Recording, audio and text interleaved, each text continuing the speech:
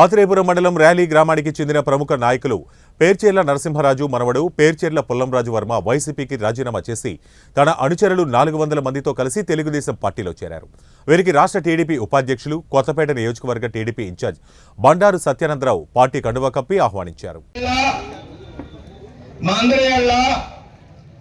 చంద్రబాబు నాయుడు గారి నాయకత్వం పట్ల విశ్వాసంతో ఈనాడు తెలుగుదేశం పార్టీలో చేరడానికి ముందుకు వచ్చినటువంటి శ్రీ పేరుచెల్ల పుల్లంరాజు వర్మ గారు, వారితో పాటు పెద్ద ఎత్తున ఈనాడు రాలి గ్రామం నుంచి తెలుగుదేశం పార్టీలో చేరడానికి ముందుకు వచ్చినటువంటి 50 మంది వారి సహచరులైన సోదర సోదరిమణులకు ప్రతి ఒక్కరికి తెలుగుదేశం పార్టీ తరఫున కొత్తపేట నియోజకవర్గం పార్టీ తరఫున హృదయపూర్వకంగా ఆహ్వానం పలుకుతూ తెలుగుదేశం పార్టీలోకి స్వాగతం పలుకుతూ ఉన్నాను.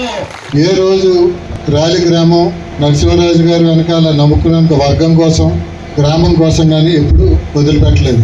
మంచి కళ్యాణ మండపం కట్టాలి. రాలి 10,000 జనాభా గ్రామం, నేను 15 లక్షలు ఇచ్చాను. అది ఉపయోగపడకుండా ఉంది. ఇంకో పెద్ద కళ్యాణ మండపం కడదానుకున్నాం, అన్ని కూడా అందరూ ఉపయోగించుకునేలాగా. దాన్ని ముందుకు తీసుకెళ్ళకపోయాం. లాస్ట్ గవర్నమెంట్ ఉండగా ఒక 50 లక్షలు తెస్తారంటే కూడా దాన్ని ముందుకు తీసుకెళ్ళకపోయాం. కారణాలు ఇప్పుడు నేను మాట్లాడిన కానీ రాలి గ్రామాన్ని ఎంతో అభివృద్ధి చేయవలసిన అవసరం ఉంది. ఆ వంతుని కట్టాలి.